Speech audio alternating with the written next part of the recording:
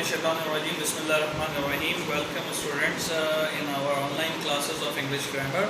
And first of all, I just wanted to make sure that you have a equal possessions, you have a equal obsession about the grammar. Grammar के मुतालिक आपका emotional intellect उतना ही होना चाहिए जितना कि पढ़ाने वाले का है, ताकि उस चीज़ को वैसे समझ सकें. अच्छा, कुछ चीज़ें ऐसी हैं कि people are thinking of a grammar as a phobia, कि जी फोबिया है, हवा बना दिया इसको, मुश्किल चीज़ है. तो इंशाल्लाह उम्मीद है कि after covering the series of a grammar जो है आपको आइडिया हो जाएगा how you are going to use the grammar in the context of English and how easy it is. कितनी आसान है ये, जस्ट लाइक अ मैथमेटिक्स 1 2 3 4 जैसे हम करते हैं ऐसे ही करते हैं. बस हमें करना क्या है, एक तो इन लेक्चर्स को अच्छे से सुनना है और लेक्चर्स को सुनने के साथ साथ इनके अंदर जो चीज़ें बताई गई you need to make a practice. अच्छा, मैं बताता चलूँ यहाँ पर कि for this grammar session we have develop the slides and also the homework जो हम इसमें कवर कर रहे हैं. इसमें आप अगर हमारे स्कूल के या हमारे कॉलेजेस के या हमारे प्राइमरी प्री प्राइमरी के स्टूडेंट हैं तो यू आर मोस्ट वेलकम. आपके पास तमाम हमारी सीरीज़ मौजूद होगी. लेकिन वो व्यूवर्स जो कि हमें ऑनलाइन ढूंढते हुए यहाँ पर पहुँचे हैं और दे थिंक के there are something in these lectures for them, तो उनके लिए मैं बताता चल रहा हूँ यहाँ पे we are following the 2 very standard books, जिसमें से एक तो रैनिक मार्टिन है, हमारे पास बहुत ही ज़्यादा फेमस बुक है, उसको थोड़ा सा आइडियलाइज किया. एक और बुक मर्फी की है हमारे पास जो कि ग्रामर में एक सनद की हैसियत रखती है. दोस्तों we are following these 2 books. लेकिन however you do not need these books. If you need these books of course you can download the PDF copy on the internet, तो वहाँ से आप उसको कवर कर सकते हैं. और साथ साथ अगर आप ये लेक्चर्स करें और लेक्चर्स को बहुत तवज्जो से सुने तो उनको भी आपको समझने में आसानी होती चली जाएगी. यहाँ पे पहला हमारे पास जो लेक्चर का पार्ट है, जो लेक्चर 1 है, we are delivering this lecture on the tenses. ज़माने के ऊपर हम जो है ये कर रहे हैं. ठीक है, तो ज़माना क्या होता है. जिस ज़माने 3 किस्म के हमारे पास मौजूद हैं और उन 3 किस्म के ज़मानों के साथ जो है हमें इस चीज़ों को गो थ्रू करना आना चाहिए. ये आपकी स्क्रीन पे there are the 3 classification of tenses आ रहा है. ज़माना हाल in which we are right now. सही, व्हाट डज दिस मीन, इसके मायने क्या बनते हैं, इसके मीनिंग्स क्या बनते हैं कि करंटली हम जिस ज़माने, for example you are 12 year old और you are 21 year old guy, तो इस मीन आप ये लेक्चर उस वक्त देख रहे हैं, जिस वक्त आप देख रहे हैं उस वक्त वो ज़माना आपका प्रेजेंट का है. हाँ, ये लेक्चर आपने 2 महीना 1 दिन या 2 साल पहले देखा था तो वो आपका पास्ट का ज़माना हो गया, विच वी कॉल द ज़माना माजी. And third one is a future tense. For example your perspective to become an engineer in the future.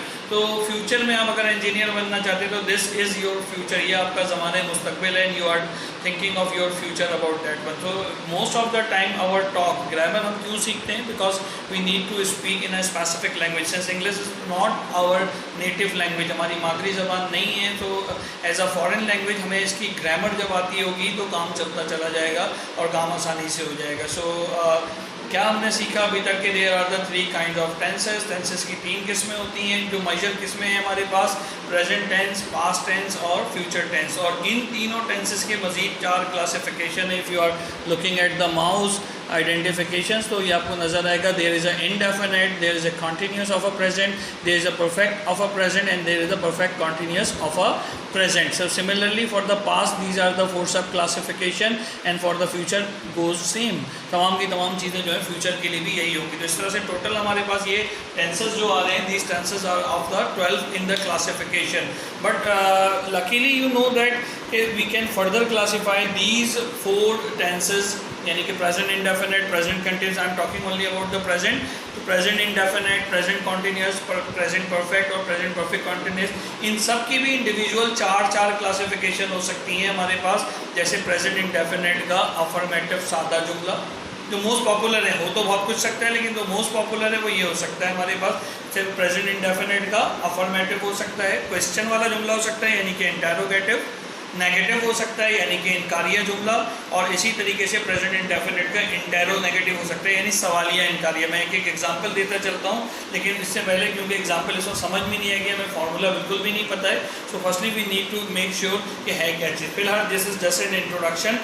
आपको ये चीज़ें समझ में आनी चाहिए कि जी टेंसेस हैं क्या, हाउ मैनी टेंसेस. तो टेंसेस इज़ द थिंग जहाँ पे हम बात कर किसी भी काम का करना होना हमारा जो है वो उसको किस ज़माने में वो काम किया गया, किस टाइम पीरियड के दौरान वो काम किया गया, वही हमारा टेंस या ज़माने कहला रहा होता है. होपफुली मैं अपनी बात समझा पाया हूँ. तो majorly there are the 3 classification of a tenses, present tense, past tense and future tense.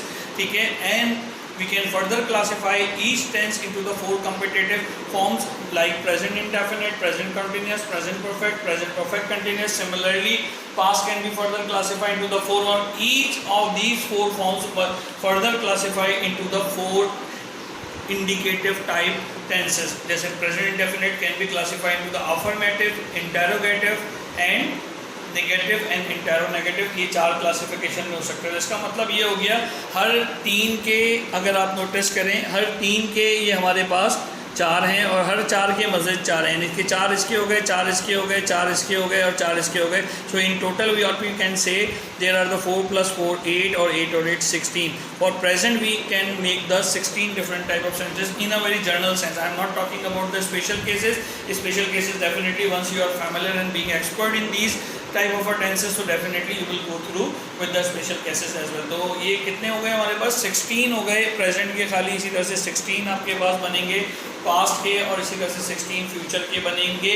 तो ये तकरीबन कुछ 48 के करीब हमारे पास डिफरेंट फॉर्मूले. It's a long journey and I believe that you will enjoy the learning and इंशाल्लाह ताला you will go through with the concepts. तो कैसे आप बेहतर करेंगे? जैसे मैथ्स के लिए टीचर बोलता है, इसी तरीके से इंग्लिश के इस ग्रामर के पोर्शन में practice makes you perfect. So if you wanted to be really good in the tenses, then what you need to do, you need to make up a practice which is given by us and practice which is being available for you at your classes. आपकी classes में जो होंगी और इसको बोलने से, लिखने से समझ में आ रहा होगा. ठीक है, ये तो बात हो गई हमारे आज के टॉपिक के 2 हिस्सों की. हमारे आज के टॉपिक का जो लास्ट बड़ा इंपॉर्टेंट हिस्सा जो हमें थोड़ा बोर्ड पर भी देखना है और उसको और भी गो थ्रू करना है, वो है हमारे पास concept of a first person, second person and third person. तो ये क्या होता है, इसको ज़रा सा देखते हैं. हम लोग यहाँ पर बात कर रहे थे कि जी first person, second person, third person क्या होता है. ये रेनिक मार्टिन की बुक का एक स्क्रीनशॉट आपके सामने आ रहा है. फर्स्ट पर्सन, सेकंड पर्सन और थर्ड पर्सन आ रहा है. ठीक है, फर्स्ट पर्सन क्या होता है ये मैं अभी समझाऊंगा दोबारा. सब मैं ये चाह रहा हूँ कि आप लोग इसको देख लें अच्छे से, ताकि फर्स्ट सेकंड थर्ड पर्सन का कॉन्सेप्ट आपको ख़राब ना हो. जब हम टेंसेस शुरू करें तो you should be very much familiar with the concept of first second third and who are the speaker and about whom is to be taught. कौन किस चीज़ के बारे में बात हो रही है वो चीज़ हमें दोनों देखनी होंगी जब हमारे पास टेंस हो रही है. सिंगुलर के कुछ आपके पास लिखे हुए हैं, आई, यू, ही. कौन क्या होता है बताओ सब, रीड कर लीजिए इसको. प्लूरल में क्या होगा, वी, यू और दे. सिमिलरली पास्ट टेंस में भी हम देख ही नहीं रहे, अभी हम सब प्रेजेंट के देख रहे हैं. तो आई, यू, ही और वी, यू और दे, ये हमें ज़रा सा याद रखना है फर्स्ट सेकंड थर्ड पर्सन में. नाउ अब बोर्ड की तरफ चलते हैं ताकि वो काम हम समझ सकेंगे फर्स्ट सेकंड और थर्ड पर्सन होता क्या है. तो सबसे पहले हमने यहाँ पर देखा अभी कि what are the tenses. We have done this topic. Checklist हमारी मुकम्मल हो गई. टाइप्स ऑफ टेंसेस हमने ब्रीफली देखे. We have done this one. Now the last topic in the lecture number 1 we have to cover about the first person, second person and the third person. First second और third person इन तीनों के बारे में हमें पता होना चाहिए कि क्या होते हैं. देखिए, I am talking to you, मैं आपसे बात कर रहा हूँ. तो हु आई एम, आई जो है वो हमेशा क्या होगा, फर्स्ट पर्सन होगा. ठीक है, जो बोल रहा है. इसी तरीके से हम आपको पढ़ा रहे हैं. देखिए मेरी उर्दू में हम का लफ्ज़ देखिए तो वी क्या हो गया, फर्स्ट पर्सन हो गया.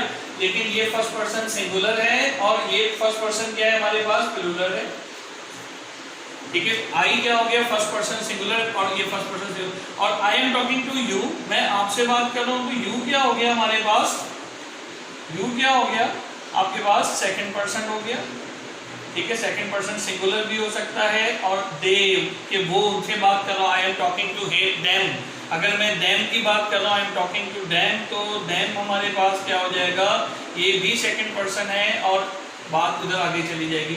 इसी तरीके से अगर हम बात करें, मैं अहमद से बात कर रहा हूँ या मैंने आपसे बात की, let's say I am talking to you about that she eats mango. वो जो है क्या कहते हैं, मैंगो खाती है. तो वो शी कौन है, ना आप शी हो ना मैं शी हूँ इधर. तो यहाँ पर क्या बात हो रही है कि हम किसी तीसरे आदमी के मुतालिक बात कर रहे हैं. अहमद रो रहा था. अभी टेंस को मत जाएंगे कौन सा टेंस किसके साथ मिक्स कर रहे हैं. अभी सिर्फ हमारा कॉन्सेप्ट क्या है कि we have to understand the concept of a first, second and a third person. तो फर्स्ट पर्सन कौन होता है, जो कि बात कर रहा है. सेकंड पर्सन कौन होता है, जो कि लिसनर है. और थर्ड पर्सन कौन हो सकता है, जिसके बारे में बात हो रही हो. लेकिन यहाँ आपके पास सवाल ये आएगा कि क्या सर मैं अपने बारे में बात नहीं कर सकता. बिल्कुल कर सकते हैं, लेकिन यहाँ पे 2 बातें क्लियर हो गई कि हमेशा जो स्पीकर होगा वो फर्स्ट पर्सन सिंगुलर या प्लूरल होगा. They are talking about the second person, they are talking to the second person. Most of the time किससे बात कर रहे होंगे, सेकंड पर्सन से बात कर रहे होंगे. और अबाउट आवर सेल्फ बात कर सकता हूँ मैं, अबाउट माई सेल्फ बात कर सकता हूँ, and we are talking about our self हो सकता है। इसका मतलब first person is talking to the second person about the first person. मैं बात समझा रहा हूँ, दोबारा सुनिए। First person is talking to the second person. पहला पर्सन किससे बात कर रहा है? दूसरे पर्सन से बात कर रहा है और अपने बारे में बात कर रहा है। इसके मतलब किसके बारे में बात की जा रही है? फर्स्ट पर्सन के बारे में बात की है। पहला पर्सन दूसरे पर्सन से बात कर रहा है, लेकिन किसके बारे में बात कर रहा है? उस दूसरे के बारे में। तुम बहुत लेजी होकर चले जा रहे हो, तो यहाँ पर क्या हो गया? First person is talking to the second person about the second person, है ना, ये बात हो गई। अब मैं कह रहा हूँ कि जी फर्स्ट पर्सन बात कर रहा है सेकंड पर्सन से, और किसके बारे में बात कर रहा है? किसी थर्ड पर्सन के, कि वो आजकल बहुत लेट आ रहा है। तो जब मैं ये कह रहा हूँ कि वो आजकल बहुत लेट आ रहा है, इट मीन्स कि I am talking about the third person and I am talking to the second person. मैं सेकंड पर्सन से थर्ड पर्सन के मुताबिक बात कर रहा हूँ। तो यहाँ हमारे पास कॉन्सेप्ट क्या हो गया? कोई भी नेम, ही, शी और इट, ये सब क्या हो गए हमारे पास? थर्ड पर्सन हो गए, थर्ड पर्सन हो गए। लेकिन ये थर्ड पर्सन कौन से हो गए? सिंगुलर हो गए, ठीक है। और जो थर्ड पर्सन प्लूरल होगा वो अलग हमारे पास हो जाएगा, कि वो खेल रहे थे या लड़के खेल रहे थे, तो बॉयज और गर्ल्स, और वो तो दे, ये सब हमारे पास बॉयज हो जाएगा, गर्ल्स हो जा सकता है, और क्या हो सकता है? अभी मैंने क्या बताया? वो खेल रहे थे तो दे हो सकता है। कोई दो नाम का कॉम्बिनेशन हो सकता है, अहमद एंड शारिक, तो ये भी एक से ज़्यादा हो गए, तो ये भी क्या हो गए? प्लूरल हो गए। तो लिहाजा प्लूरल की कैटेगरी थर्ड पर्सन की ये आ गई, थर्ड पर्सन सिंगुलर ये आ गए, सेकंड पर्सन में यू आ गया, ठीक है। और जो है क्या कहते हैं, फर्स्ट पर्सन में आई और वी आ गया। फिलहाल देम को एक्सक्लूड रखिए, ताकि हम बाद में इसको अपने अप्रोप्रिएट टाइम के ऊपर we can add this as per the rule follow. तो फर्स्ट पर दोबारा से मैं इसको कंटिन्यू कर रहा हूँ, जरा सा सुनिएगा। First person is always a person who is a speaker. First person कौन होगा? जो कि बात कर रहा होगा। सेकंड पर्सन कौन होता है? जो कि सुन रहा है। तो ये तो फर्स्ट और सेकंड पर्सन की बात होगी। अब किसके बारे में बात की जा रही है? यहाँ पे पॉसिबिलिटी तीनों पर्सन्स की हो सकती है। मैं अपने बारे में भी बात कर सकता हूँ, मैं आपके बारे में भी बात कर सकता हूँ आपसे। इसका मतलब I am talking to you about you, यानी second person and second person के बारे में बात हो रही है। और मैं किसी तीसरे के बारे में भी बात कर सकता हूँ आपसे। तो इसका मतलब जिसके बारे में बात हो रही है तो वो फर्स्ट सेकंड थर्ड कोई भी हो सकता है, और जो बात करेगा वो कौन है? फर्स्ट पर्सन, और जो बात सुन रहा होगा, जो लिसनर होगा, वो हमारा सेकंड पर्सन कहला रहा होगा। यहाँ तक उम्मीद है बात मैंने क्लियर की कि first person second person speaker भी हो सकता है, लिसनर भी हो सकता है। जबकि जिस चीज़ के बारे में बात की जा रही है, it may be either the first person और द सेकंड पर्सन और द थर्ड पर्सन, ठीक है। I am talking to you, I am very tired, ठीक है, मैं आपसे बात कर रहा हूँ। I am telling you, I am very tired, मैं आपको बता रहा हूँ मैं बहुत थक गया हूँ, ठीक है। I am telling you, I am talking you that you become lazy, आप बहुत ज़्यादा सुस्त हो गए हो, ठीक है। और I am talking to you, they are playing, वो खेल रहे हैं, सही है। तो वो जो वो खेल रहे हैं, तो वो ना तो आप हैं, वो ना तो मैं हूँ, बल्कि वो कोई थर्ड पर्सन हो सकते हैं और प्लूरल हैं, तो दे आर प्लेइंग, ठीक है। तो यहाँ पर अभी ये बात आपने समझी कि फर्स्ट पर्सन क्या होता है, सेकंड पर्सन क्या होता है और थर्ड पर्सन क्या होता है। आई बिलीव दैट कि आपको ये फर्स्ट सेकंड थर्ड पर्सन का में आ गया होगा, वो समझ में आ गया होगा। देखिए ये बातें इसलिए इतनी इंपॉर्टेंट है कि ग्रामर में जो हम वर्ब की फॉर्म यूज़ करते हैं तो वो टेंसेस के ज़माने के मुताबिक वो चेंज होती है, पहली बात। और दूसरी चीज़, कई जगह पे फर्स्ट सेकंड और थर्ड पर्सन की वजह से वर्ब की फॉर्म चेंज हो जाती है। जैसे कि प्रेजेंट इंडेफिनिट में हम देखेंगे कि एस या E S third person singular के साथ आता है। समझने की जरूरत नहीं है, बात लेक्चर मेरा ऑलमोस्ट फिनिश है, लेकिन क्या कहते हैं, मैं सिर्फ समझा रहा हूँ कि क्यों इतनी बात समझने के लिए ज़रूरत थी। तो what we have learn in the today's lecture, what we have learned in today's lecture, we have covered the three objectives of today's lecture. Firstly, we have a grip understanding about what is tense, tense होता क्या है। उम्मीद है आपको tense के बारे में पता चला, and how many classification of tense are there, tense की कितनी classifications हैं ये हमें पता चल गई हैं। Mainly there are the three classification or kinds of a tense: present, past and future tense, and each tense further classified into the four sub forms: indefinite, continuous, perfect and perfect continuous. Furthermore, each of these forms is further classified into the 4 more types कौन कौन सी हो सकती हैं, interrogative, affirmative और negative और इंटेरोनेगेटिव। तो इस तरह से ऑलमोस्ट 48 टाइप्स हमें क्लासीफाई करनी है। बहुत आसान है। If you are looking at the lecture very carefully, if you are practicing the things which I am teaching in the classroom, तो इंशाल्लाह कहीं मसला नहीं होगा। सिर्फ प्रेजेंट टेंस ठीक से सीख लें, बाकी पास्ट में और फ्यूचर में फॉर्म्स ऑफ और फॉर्मूले की थोड़ी सी चेंजिंग होती है। तो इंशाल्लाह you will going to be a champ in the tenses. अब आपकी बात आती है होमवर्क की। तो भाई होमवर्क कुछ भी नहीं है आपका, बहुत मुश्किल काम नहीं दे रहा हूँ। सिर्फ आपने काम क्या करना है, ये जो आपके स्क्रीन पे एक्सरसाइज नज़र आ रही है, ये भी रेनिक मार्टिन की एक्सरसाइज नंबर 45 है। जैसे मैं पहला वाला जुमला इसमें क्या कह रहा है, point out the verb in the following sentence. खाली इसके वर्ब्स हमें बताने के क्या हैं। ये पहला लिखा हुआ है the river flows under the bridge. ठीक है, दरिया कहाँ बह रहा है, ब्रिज के नीचे बह रहा है। तो इसमें वर्ब क्या हो सकता है, ऑफ कोर्स फ्लो। तो आपको फॉर्म्स ऑफ वर्ब इसमें से जोट डाउन करनी है, अलग करके लिखनी है और आगे चलते जाना है। और ये मुझे बताना है कि ये फर्स्ट पर्सन के बारे में बात हो रही है कि सेकंड पर्सन के बारे में बात हो रही है, थर्ड पर्सन के बारे में बात हो रही है। पहले ही सेंटेंस देख लीजिए, the river flows under the bridge. अच्छा, क्या आप रिवर हैं, इसका मतलब सेकंड पर्सन तो हो नहीं सकता। क्या मैं रिवर हूँ, नहीं हो सकता। तो we are talking about the river which may be a third person, जो हमारा एक थर्ड पर्सन हो सकता है, कोई भी नाम हो सकता है।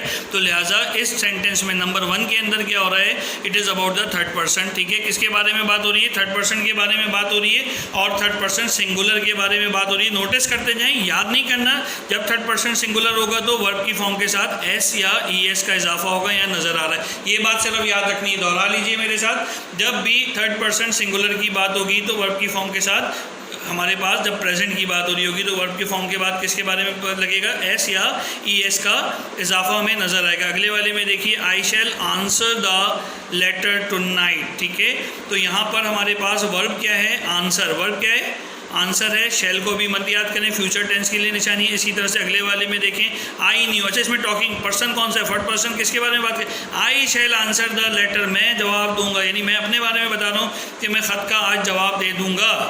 तो मैं कौन हूँ, फर्स्ट पर्सन, तो यहाँ पे फर्स्ट पर्सन की बात हो रही है। तीसरा वाला देखिए, I knew he was there for I had seen him come. ठीक है, शायद थोड़ा सा मुश्किल लगे, जो मुश्किल लगे उसमें सिर्फ वर्ब की फॉर्म्स आपने आइडेंटिफाई करनी है और आगे इस तरह से करते जाना है। तो आपकी स्क्रीन पे ये देखें, कुछ जुमले आते जा रहे हैं, नीचे कीजिएगा ज़रा। इसमें ये 12, 13, 14, 15 हो गए यहाँ तक। और उसके बाद तो मैंने किताब का भी नाम बता दिया, if you have this book at your home, तो आप उससे कर सकते हैं, इसको गो थ्रू कर सकते हैं। इसको थोड़ा सा क्लोजअप कीजिए। 16 की नज़र आ रहा है आपकी स्क्रीन पे, पॉज करके आप आइडेंटिफाई, आई एम होपिंग, इधर वर्ब क्या है, होप है। ठीक है, टू गेट अ हॉलीडे सून। ठीक है, और इसी तरीके से परहैप्स का मतलब शायद होता है। तो आप देख लें इसमें कौन सा वर्ब आ रहा है, वर्ब इसमें क्या हो सकता है, ओबे। ठीक है, और इसी तरीके से आगे आप सो फोर्थ देखते जाइए कि what is a verb and how we are identifying the things. ठीक है, कुछ मुश्किल लगे तो कोई मसला नहीं है, आप उसको फिलहाल स्किप कीजिएगा। इसको फिर हम रिविजिट करेंगे जब हम प्रेजेंट इंडेफिनिट टेंस को अगले लेक्चर के अंदर कवर कर लेंगे। तो अभी सिर्फ आपको फॉर्म्स ऑफ वर्ब, अपने पास एक कॉपी बना लीजिए और उस कॉपी के अंदर जो फॉर्म्स ऑफ वर्ब आपके पास आ रही हैं, वैसे में इंशाल्लाह हम कोशिश करेंगे अगले लेक्चर से कुछ 10-20 फॉर्म्स ऑफ वर्ब भी आपको देते जाएँ, ताकि उसमें भी आप मास्टरी करें। और आपको आती हैं बहुत अच्छी बात है, लेकिन अगर नहीं आती हैं तो वो आपको आनी चाहिए। ठीक है जी, तो यहाँ तक आज का हमारा ये लेक्चर अब आसान लगा कि नहीं लगा, ये बताइए मुझे। तो आसान लगा होगा, नहीं लगा है तो एक बार और सुनिए, उम्मीद है आसान हो जाएगा। आज हमने कोई भी टेंस कवर नहीं किए, बल्कि एक इंट्रोडक्शन लेक्चर लिया हमने अबाउट द टेंसेस और बहुत ही बेसिक्स ऑफ फंडामेंटल्स लिया। आप किसी भी क्लास के किसी भी ग्रेड के स्टूडेंट हैं, hopefully this is equally useful for you guys. इसको थोड़ा सा प्रैक्टिस कीजिएगा, जितनी चीज़ें दी हैं, बुक का नाम भी मैंने बता दिया, नेक्स्ट टाइम से फॉर्म्स ऑफ वर्ब भी करेंगे। एक बोर्ड पर स्क्रीनशॉट मैं आपको बताता जाता हूँ, साथ साथ उसको आपने देखना है कि फॉर्म्स ऑफ वर्ब वैसे लिखनी है। ठीक है ना, ओके, ये आपकी स्क्रीन पे नज़र आ रहा है जो फॉर्म्स ऑफ वर्ब आपने बनाने को मैंने आपसे कहा है। और देखें, सीरियस लेंगे तो इंशाल्लाह you will learn a lot from this course. आपने 4 कॉलम्स बना लेने, if you are working on a copy और on a computer, it is up to you. ठीक है, verb meanings in the native language, if you are speaking in Urdu तो उर्दू में लिख सकते हैं, इफ़ यू आर हिंदी गाए तो हिंदी में आप लिख सकते हैं, if you are using any other language, Spanish और वट एवर द लैंग्वेज, और you can understand whatever I am speaking in Urdu or Hindi as well, so you may like it your own native language, so that you can connect the words and you can enhance your vocabulary as well. Okay, and what you need to do the next is to write the second form of that verb. For example, here I am given the sample, do is the first form of a verb, and with the do the second form become the did, and third form is a done, and ing form is a doing. आगे हम gerund use पढ़ेंगे and we will clear the concept of doing कि यहाँ पे ये verb कैसे as a noun भी use हो सकते हैं, and that formulation of a noun will give us the concept of a gerund, but right now we are not interested in that one. Another example, eat, खाना यहाँ पे है, eat का second form is ate and eaten, ठीक है, और eating. If you are a Hindi colleague, अगर आप हिंदी ज़बान में लिखते हैं तो ईट इसका मतलब आपका भोजन है, और भोजन के साथ साथ you can eat and eaten and eating और the things you can sum up with the things, ठीक है. Hopefully you will love this lecture and you will like this. Please let us know about the quality of a lecture and about the things. If you really want something more in the specific lecture, तो we will try to it. लेकिन बहुत ही basic lecture है ये, और उम्मीद है कि जिनकी इंग्लिश कुछ भी नहीं थी वो यहाँ से कुछ ना कुछ सीखते चले जाएंगे. तो ये बहुत ही इंटरेस्टिंग सीरीज़ होने वाली है टेंसेस की, और इसको जो है आप लोग गो थ्रू कर सकते हैं. Till the next lecture, take care of yourself. Do practice of whatever you wanted to do practice in the concern of a lecture. तो आप उसको प्रैक्टिस ये ज़रूरी नहीं है कि रेनेक मार्टिन ही आपने देखनी. If you have some other vocabulary book around you, तो आपको सिर्फ forms of verb identify करना है. I'm not talking about कि present, past या future में भी convert करना है, but you need to go with the आपके पास वर्ब की फॉर्म्स होनी चाहिए. You need to go with the forms of a verb, and also you have to have a ability. आपके अंदर ये एबिलिटी डेवलप हो जानी चाहिए कि whom it is talking about. वो जो लाइन है वो किस चीज़ के बारे में बात की. It is about the first person, second person और third person, because in the coming lecture we are applying the form of verb as per the person about to we are speaking. सही है. Thank you so much. Take care of yourself. See you in the next lecture. अल्लाह हाफिज़.